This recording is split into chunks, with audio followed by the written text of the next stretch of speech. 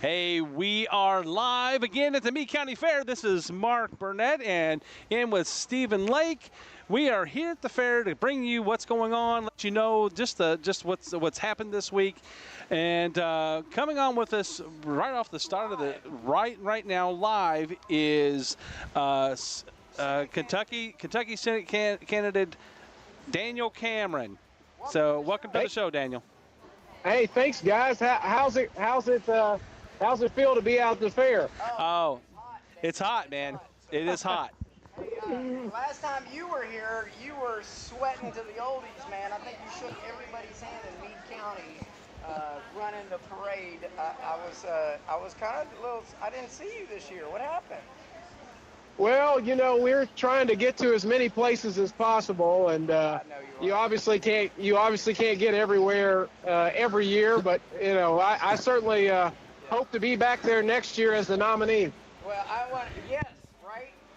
And on that topic, I just want to say on behalf, Nancy Tate was going to join us tonight, but she is doing a baby box dedication at Georgetown, Kentucky EMS Center. Yes. And you know, if you don't know, audience, Nancy Tate has formally endorsed you, Daniel Cameron, for the Senate this primary. And I just want to say congratulations on that endorsement. As you know, she's a partner here, and we absolutely, your Right to Life campaign is totally in alignment with a lot of our values, and we can't thank you enough. Well, I'm glad and honored to have Nancy's support and formal endorsement, and she's been a strong fighter for conservative values, and just honored to have her on board with us officially. And yeah, she's a wonderful friend, and she's gotten to know me and my family pretty well, and likewise, I've gotten to know her family. So very grateful to have her on board. Absolutely. Hey, so talk to us a little bit about the campaign, where you're at, and will we see you at Fancy Farm in a week? Yeah, I will certainly be at Fancy Farm. I'm still putting a little polish on my speech, and hopefully it'll go over well that day. And you know, I'm heading to Owensboro as well to talk to some folks there too. And yeah, we're trying to get all across the Commonwealth. Obviously, you know, I jumped in the race a few months ago, and the idea behind jumping in was that we want a colorblind society for our two boys, and a Commonwealth that is focused on merit and opportunity as opposed to the division that comes with DEI. And we want excuse me, we want a senator that is going to fight for energy independence and ensure that we have a future with coal and natural gas. We want to stand up for our farmers and our ag community. We want to make sure we fight for law and order. So that's why I jumped into this race, and I think Kentucky's ready for a senator that's going to support and advance President Trump's agenda, and I'm excited to be that senator. Yeah, speaking of President Trump's agenda, you know, there have been a lot of announcements about AI, especially around energy production for AI. Is that, you know, how do you feel about trying to get some of that into Kentucky? Well, look, I think that when it comes to Kentucky's competitive advantage, what we have is coal and natural gas. It gives us low cost and reliable energy. And to fuel the economy of the future, whether it's AI or other things that are coming online, emerging technologies, if you will, I want those places to come to Kentucky and bring jobs and ensure our place in the economy of the future. And again, it's all about bringing jobs and putting money into the hardworking, into the pockets of the hardworking men and women of this Commonwealth. So I think we've got to take part in the emerging technologies and fight for the energy future and our dominance in that future. Yeah, you know, this started in my basement a few years ago when we started running campaigns for the local, and then of course the next year I came to get to know you on the campaign trail and ran for governor and stuff. And you know, now we're an entire media group which does Yeah. everything. And one of our assets is the newspaper, which I'm honored to have, a 100-year-old newspaper, and keep up the tradition. But, you know, one of the unique things that I found is returning a community newspaper back to its grassroots. This campaign is obviously going to be a grassroots campaign. You know, Right. you've got some competition out there. You know, what are some of the things that you want our Kentuckians to know that they're not going to see on the TV and in the radio as much as they are going to see from you and the presence? I know you said you can't be everywhere at once, but you know, you are running a grassroots campaign and you're trying to get in the face. Absolutely. We're glad to facilitate like this as well. So, you know, what else do you have going on out there that people need to be aware of where they can meet you and shake your hand and ask you the tough questions that they have or that they're concerned about? Yeah, well, we're looking to do as many town hall style visits and meet and greets across our counties and across communities all across Kentucky.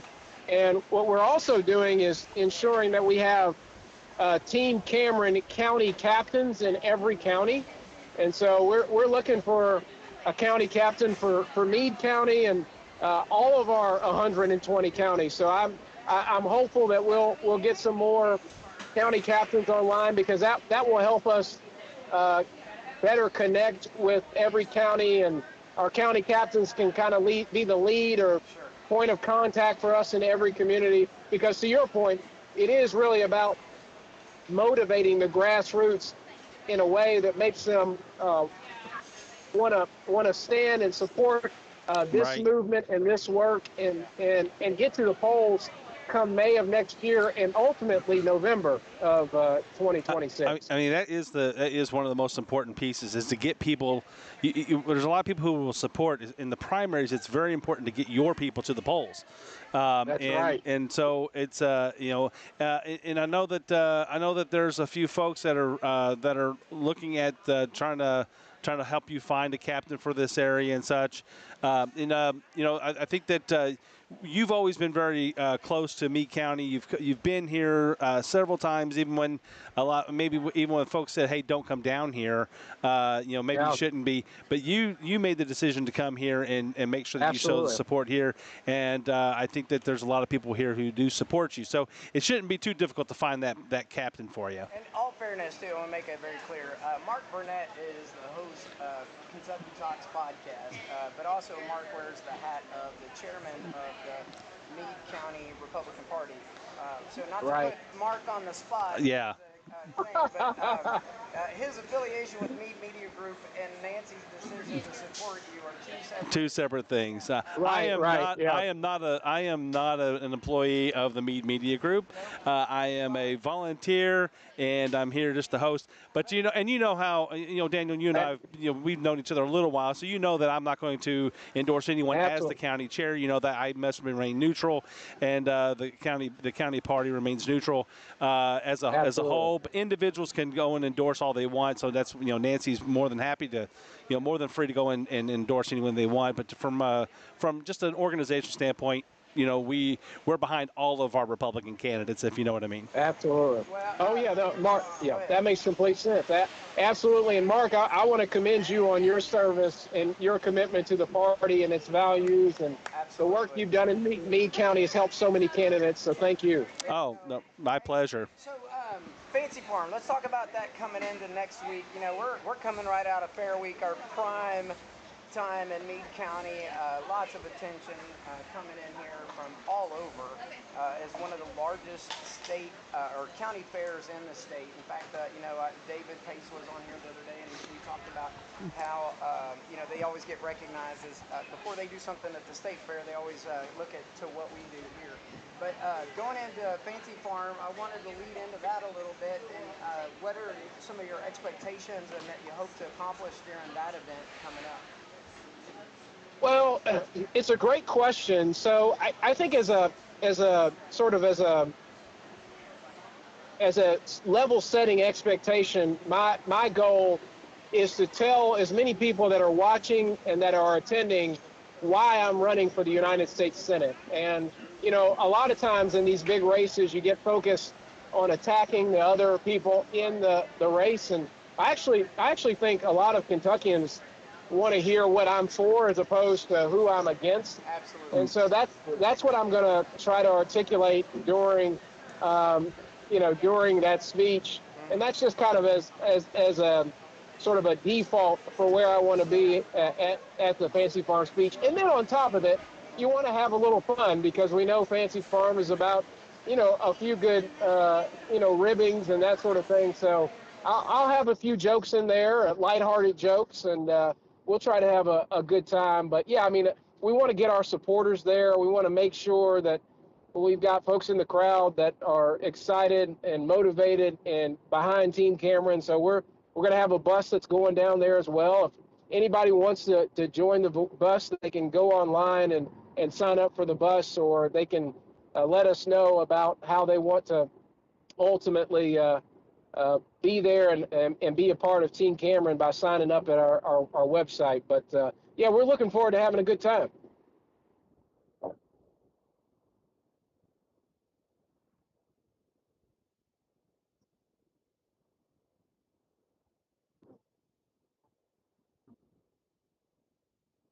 Oh, I love that. I love that. Yeah. Okay.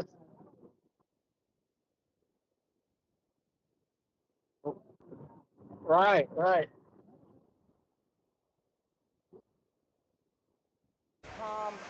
You'll see it That's on all awesome. of our socials. You'll be able to share that as well.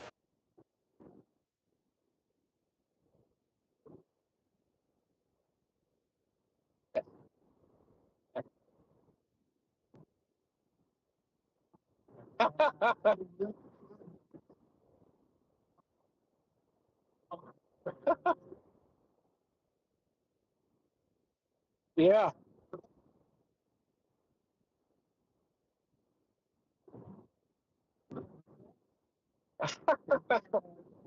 That were thrown back and Yeah. forth. Yeah. You shut them down. You know what I mean? And Yeah. I think Oh, yeah. I'm excited to that performance. I know I don't want to put any pressure on you, but this is a big seat. It is. It is. Yeah. And coming from the Fort Knox community and the military community, Yeah. as a chapter president for the Association of United States Army, that position has often supported a lot of the things in and around the Fort Knox community, and we look forward to hopefully that support when you win the candidacy. So Absolutely. Absolutely.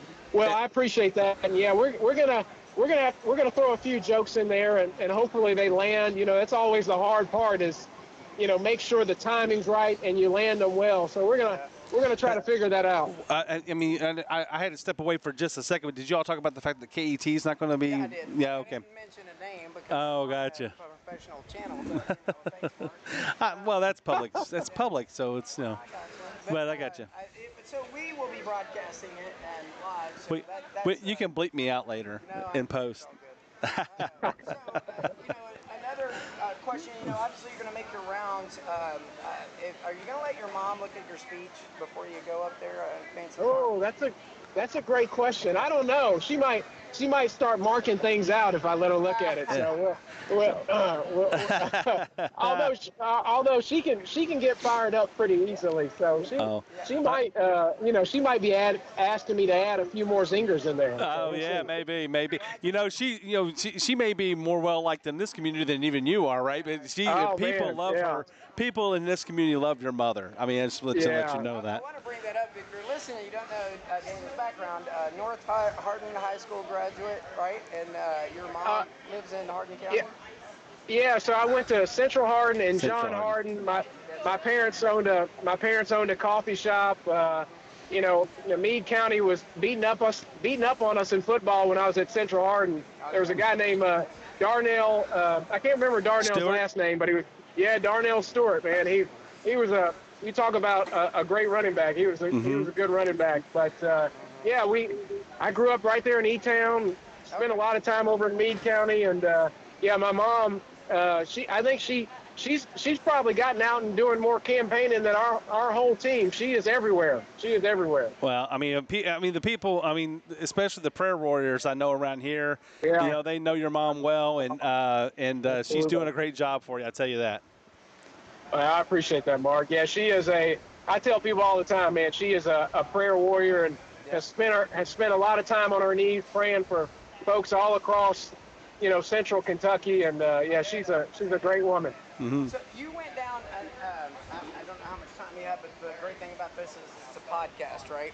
So funny thing, right. we started doing this, about 5 years ago? And I told everybody this is where you're going to win in a grassroots. And then what did Trump do last year? He spent 3 hours on a podcast. I'm not going to do that to you tonight.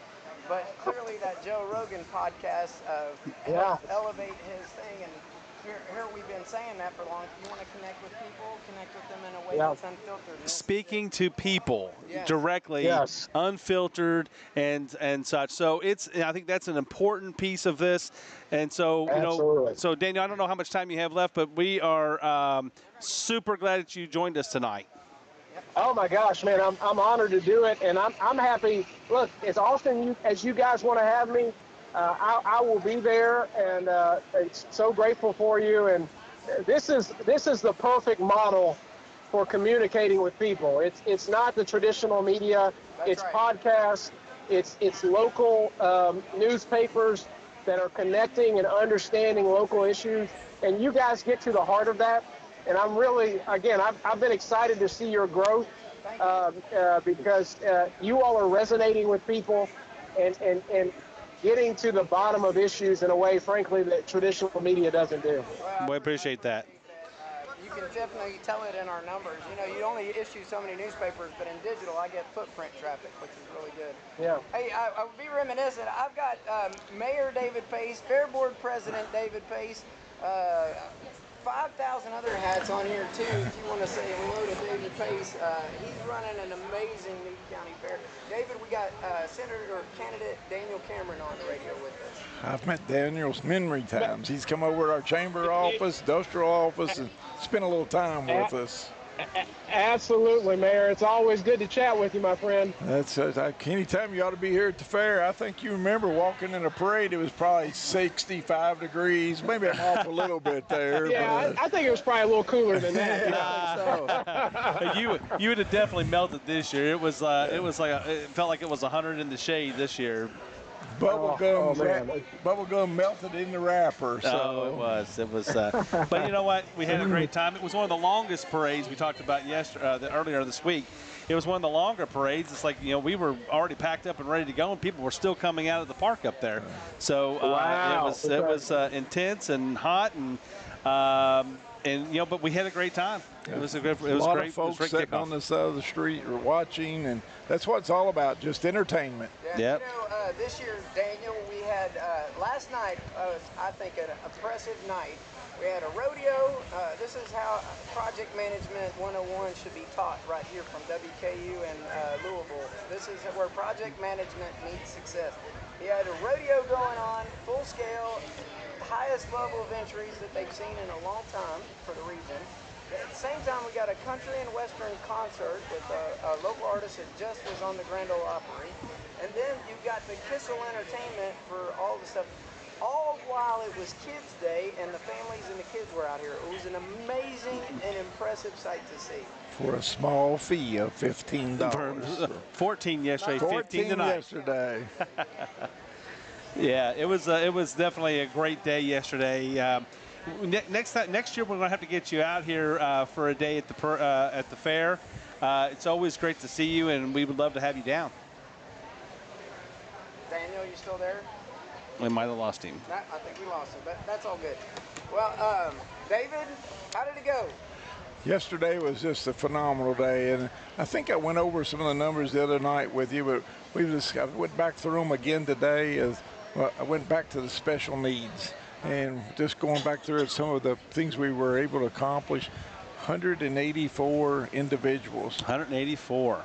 I think we said 163 was your estimate the other day. That's what we thought. Yesterday. What we seen was 184. That was actually the special need. That doesn't include the family members. That was actually just the people that received the voucher to be a part. And again, I wanted to thank Kissel Entertainment.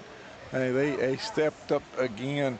They must have had a dozen rides open for people to be there. And they made it accommodated for wheelchair, anything like that. It just worked out perfect. And this morning it actually was a a slow start morning. We had rabbits, had a record number of entries of chickens and rabbits over here. We even had people from Muhlenberg County here entering chickens, brought them about 2 hours. Well, I wonder if that has anything to do with the chicken shortage last year, and everybody started raising their own chickens. I guess, and these are show animals, I guess. Yeah, I'm telling you. But they came up in record number. I think it was over 35 entries in just the chicken division, and then rabbits on top of that. That's amazing. So, you know, people don't think about that, but that's a big agriculture is not function. dead. No, there's a lot going on.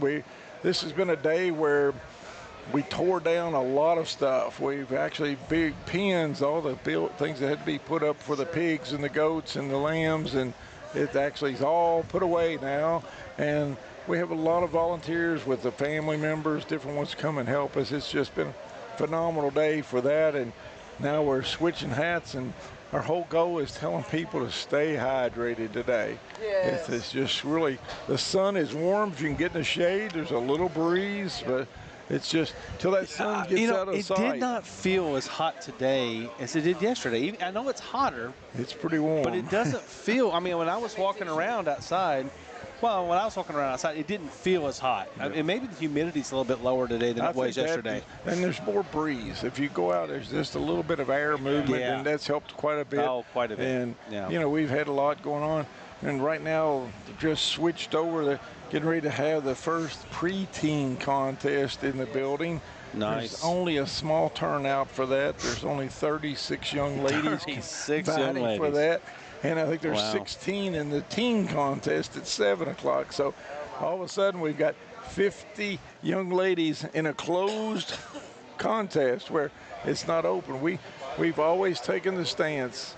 If that young lady walks up to that microphone, we want her to be able to know where she's representing, because it's home.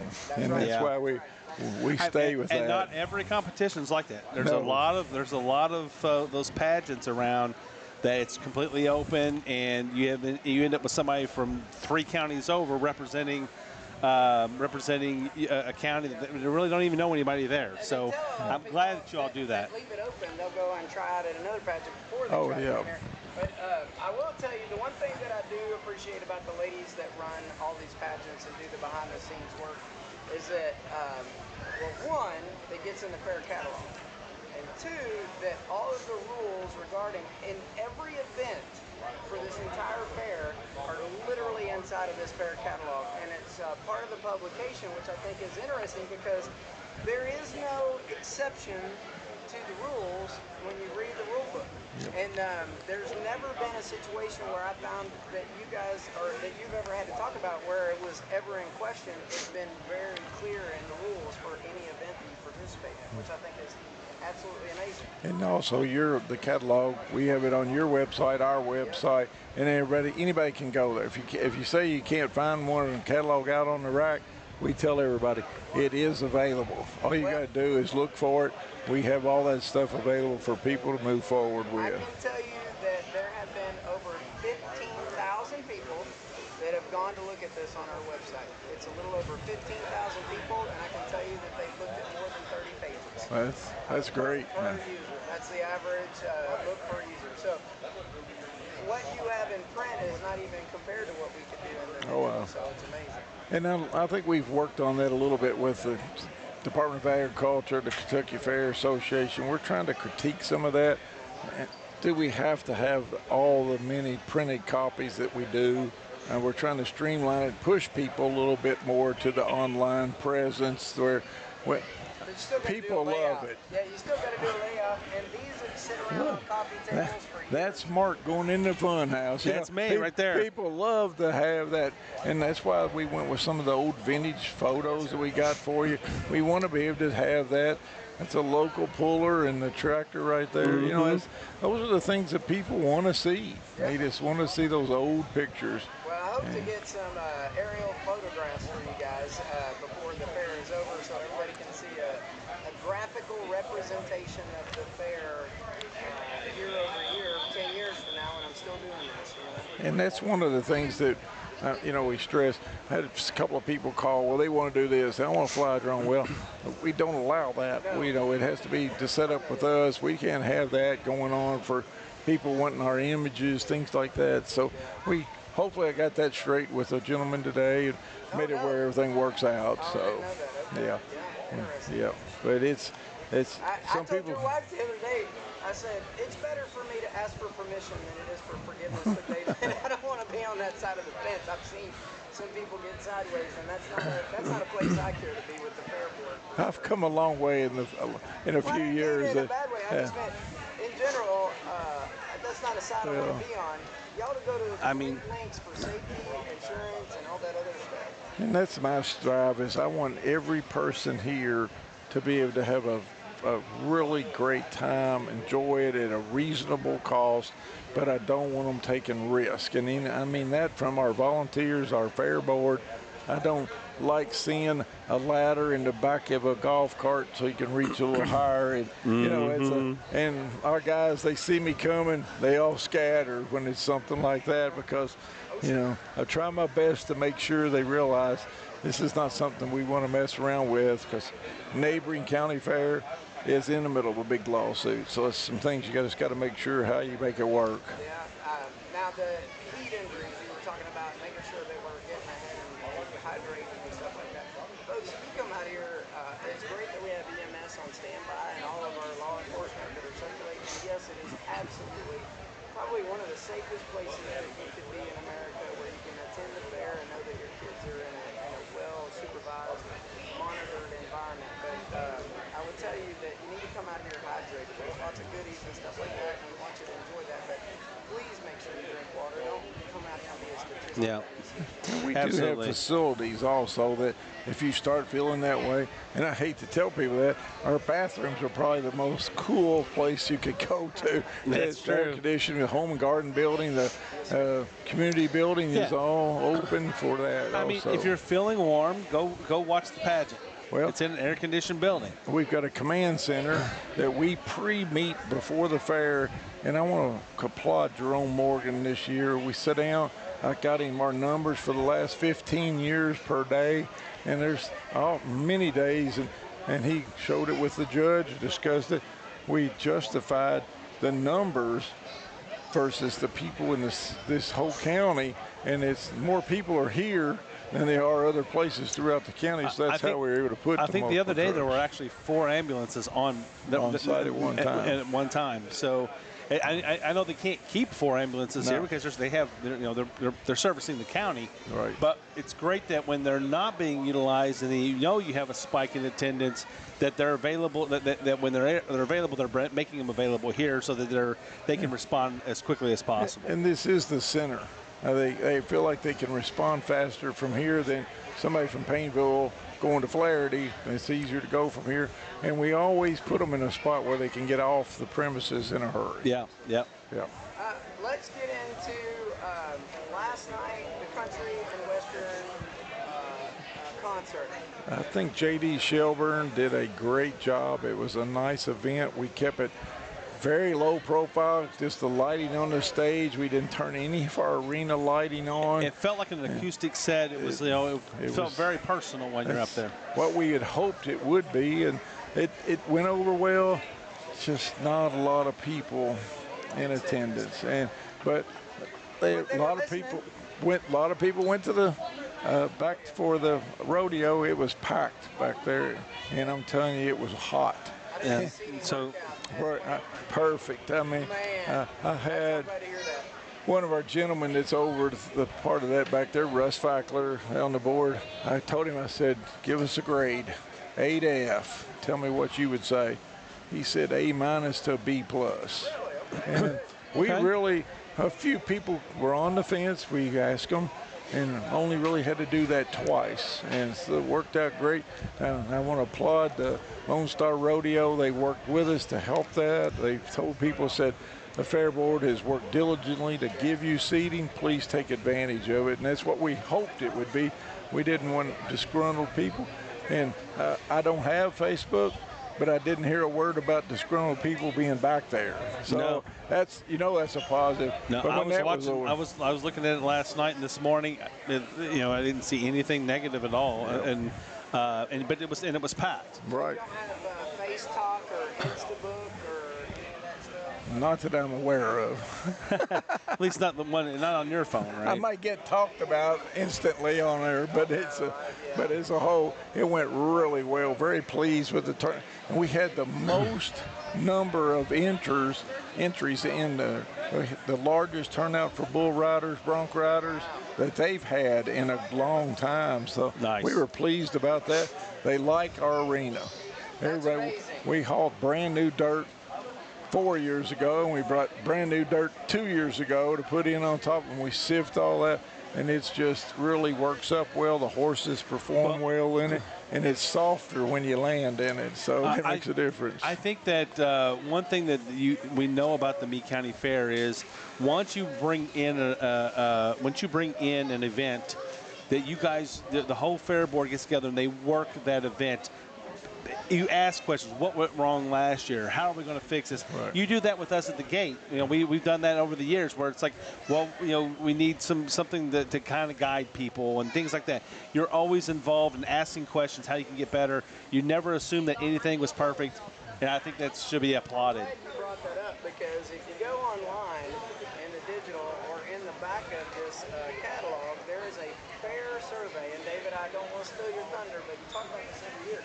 If there is something that you think that they could do better, they are open. Don't make it a complaint. Like Jenny Jones stepped on my soda pop and they wouldn't give me another one. Okay, they're looking about what could they do better with parking, or did you have a bad experience with any of the volunteers? They're looking for anything, or the events. If you participated in an event this year and you were, you know, something was wrong, they want to know. They want to try to make it better. And even more, you want to know what events people would, other events people would like to see. You know, you had J.D. Shelburne in the main arena last night. You know, that's the rodeo is something that people have asked for in the past, and rodeo has been the #1 request for years. And, and I'll just straight up tell people, we would love to do 2 nights, but what do I give up to make the second night? It's cheaper to do 2 nights. I'll tell you, it's $24,000 for 1 night, $28,000 for 2 nights. But how do I get rid of something that draws a good crowd? There's probably parts I can do away with. Because when you think about it, Tuesday, you're either... Can you add an extra day to the fair?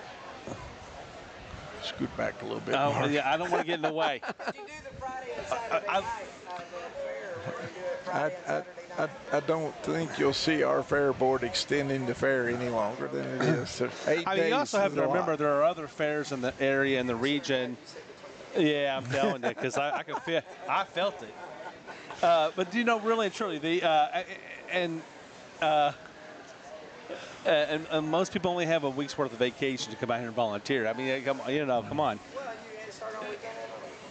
Yeah, but you know, but really, I mean, it already starts on Saturday and goes to Saturday. We're Saturday to Saturday already, and then our work days are the Thursday, Friday, and Saturday morning. Yeah, so our whole goal with that is to make it what we can get in, and we did that. We took this and we gave it to some people to look at our catalog versus some other catalogs, and one of the parts of that, we have 17 more events than most fairs. Yeah. So I want to highlight that. I was about to go into that a minute ago.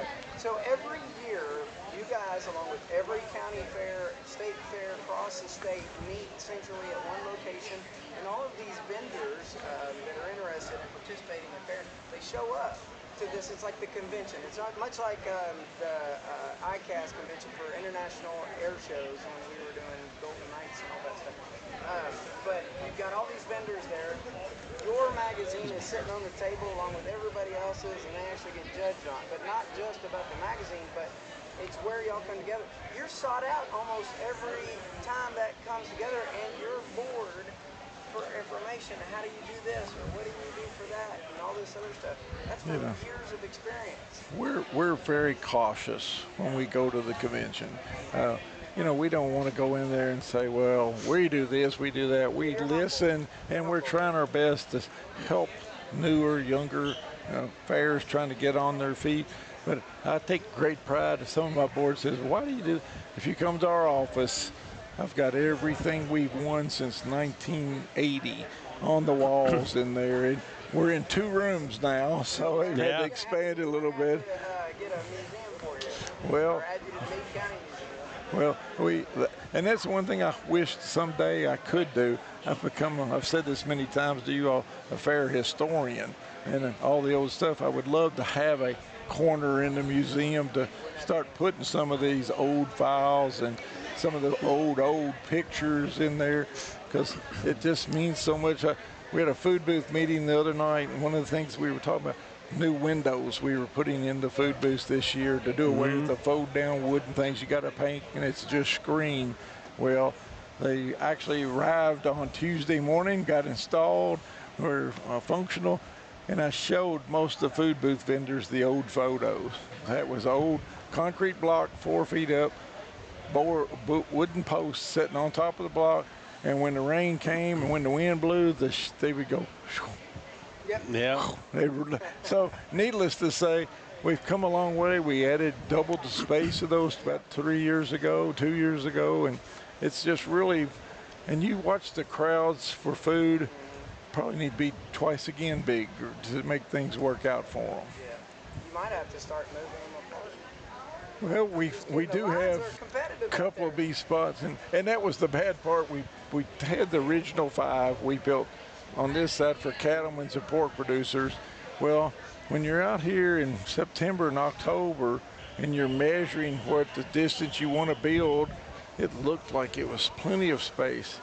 Go up there Tuesday night, you can't walk through because people were in line. We forgot about people standing in line waiting for their food. So I don't know. I think everybody has come accustomed to know how to make that work and timing. Yeah. Like I know what time I'm gonna go get a pork sandwich for my week at the fair. You can't hear me. Okay. Well, that's good. All right, go ahead. Y'all keep going. All right. Well, as Steve was just saying, he was talking about his pork. He knows at what time to go get his pork. Yeah, it's kind of strange. Test. Okay. That's there. Okay. Well, I mean, Steve was just talking about, you kind of like you figure out the timing of when to go get my food versus, right. When the crowds are going. You kind of get the feel for that after you've experienced it a little bit. Probably one of the things that I'm most proud of course, I take great pride in this place. I mean, I want people to understand what's going on. One of the things that I see that, to me, that makes a difference is we've opened up the fairgrounds every day for lunch. We want people to come out, eat lunch, so that we know what we're doing, and we want people to be a partner during the daytime. Yeah. So we text Morgan back to see if it's working. Yeah, I know. We'll get it figured out. Yeah, I mean, everything on my end is coming in, and I see it bouncing there, so I don't know. I don't know. Yeah. We'll have to check it out, and we'll see what's going on. But so tonight we have the second demolition derby of the week, right? Yeah. We just found out late last night. The guys actually stayed after the event last night, and we actually went to work last night, actually fixing it to where we set the blocks last night for the demolition derby, so we'd be ready to go for the event today without having to be out there working in the heat of the day. Oh, yeah. So it worked out really well for that part. But I think what I saw is where we're able to find out the car count. We think we're going to have as many, if not more, cars tonight than we had on Monday. Wow. And that was you had a big show on Monday. And I think it was 40 cars, 28 big cars, and now we're hoping to get some of the mini cars, things like that. We had 39 lawnmowers, I believe it was. So I tell people it's just unreal what we're able to draw in. Yeah. A lot of crowd there.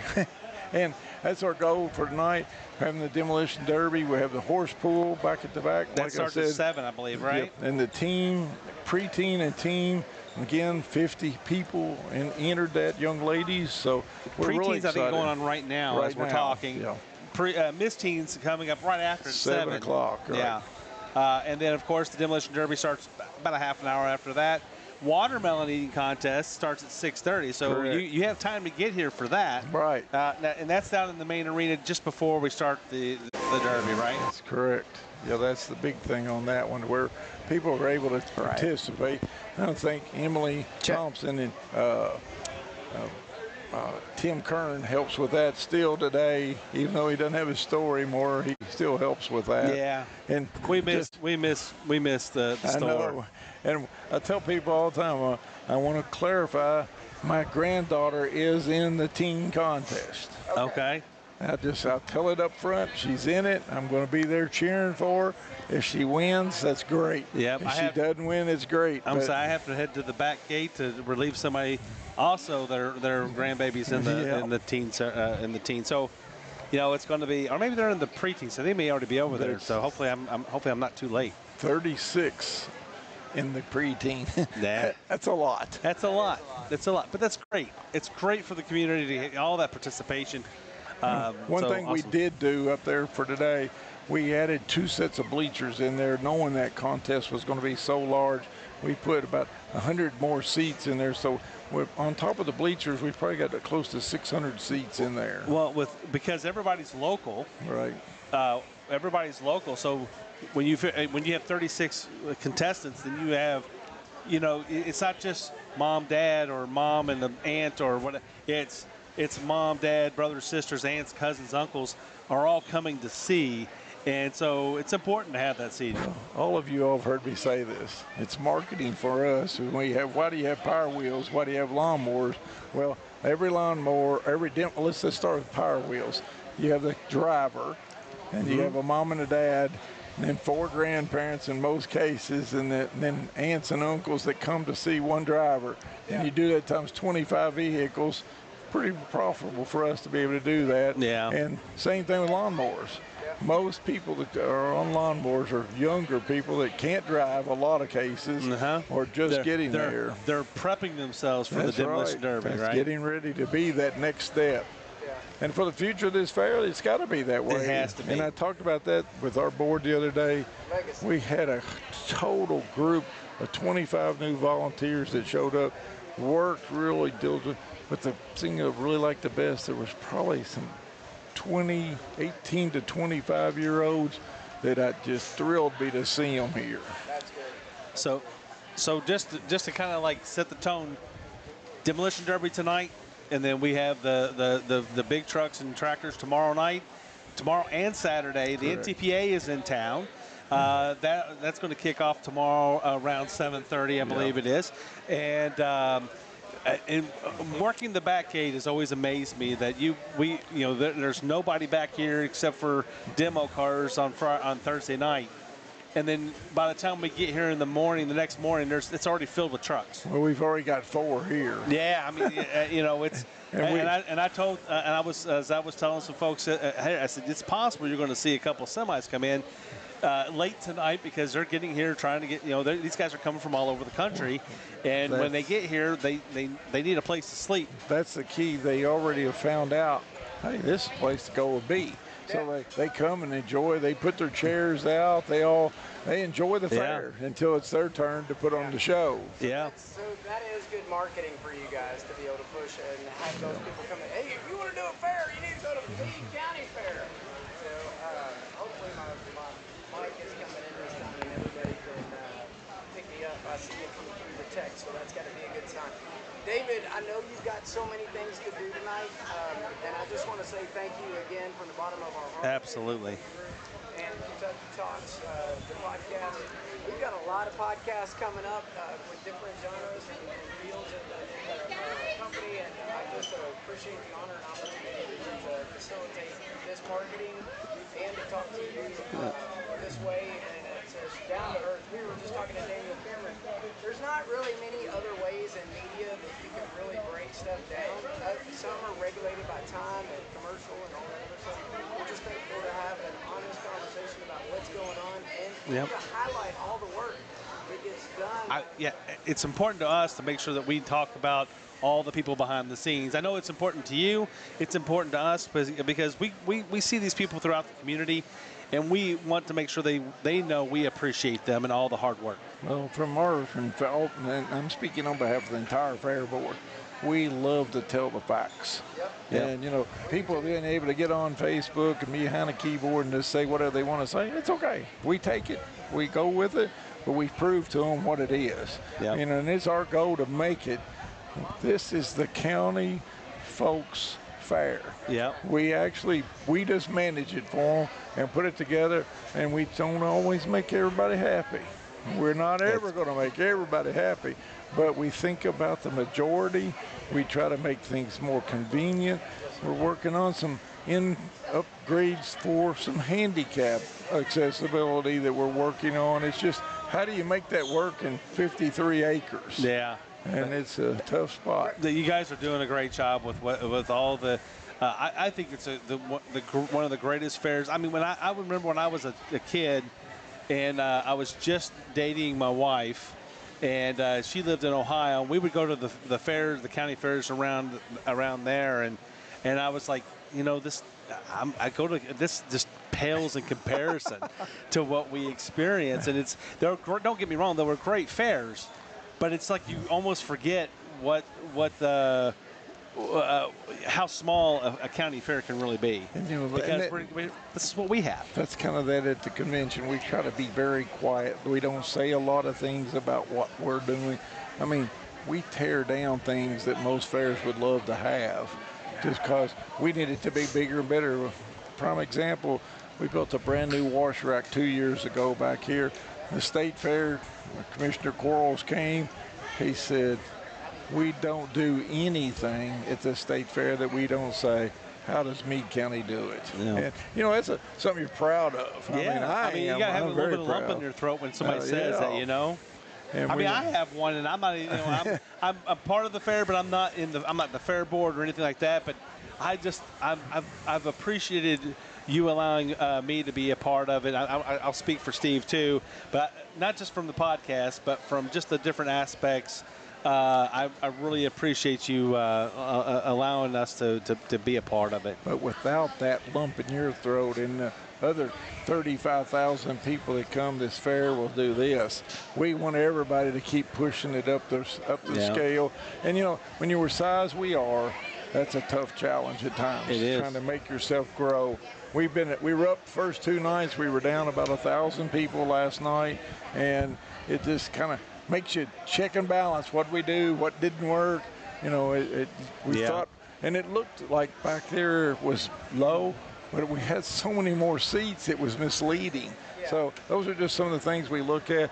And seriously, we want people to tell us what we didn't do perfectly, we're never going to be perfect, but we're going to do good. I tell you what it'll probably take is, if you felt like there was still some empty seating, that means that you got the seating right. What it's going to take is those people who came this year going back, oh my gosh, there was plenty of room. It was That's the best true. rodeo ever. I agree. Whereas last year you got some, I don't know if I want to go and sit and be standing the whole rodeo, right? When we went back there, we had a place to sit down. So, we were able to go anywhere this year. And like I said earlier, we spoil them. This arena is a bowl. Everybody can see. Yeah, that's on top of the hill and everything goes away. But and I know I've been long-winded today, but it's been great visiting with you. And I really thank all these food booth vendors, all the volunteers that come out to make it work. All these people trying to let people know what they have to offer. And most fairs don't have these buildings. No, these are great.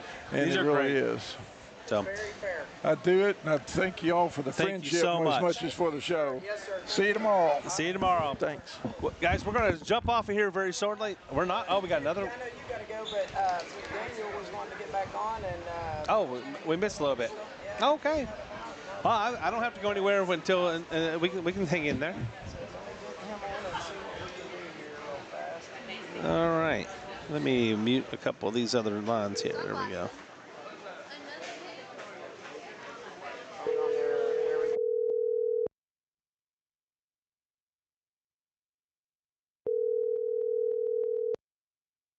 Your call has been forwarded to an automatic voice message system. 606. Absolutely. Shout out to Daniel Cameron. He's a candidate running for Senate for the state. state of Kentucky. You know, Mitch McConnell has announced his retirement, so lots of names in the hat. So the end of 2026, Mitch McConnell is stepping away after a long career, and Daniel is one of the guys that wants to take that spot. There's others as well, and hopefully we'll have those on our show as well. I mean, that's the idea here, is that we can get them on and we can get as much information out to you, the public, to the voter, so that you can make a great decision for you and your family and for your community. Absolutely. Well, listen, Mark, another great show, another great time. Take us out. Guys, if you have not come to the fair this week, come out. It's Demolition Derby tonight, NTPA truck and tractor pull tomorrow and Saturday. So come out and visit with us. It's a great day to be out here. There's plenty of time. There's plenty to do. There's plenty of food. Come out and see us, and you all have a great night. Steve, good night.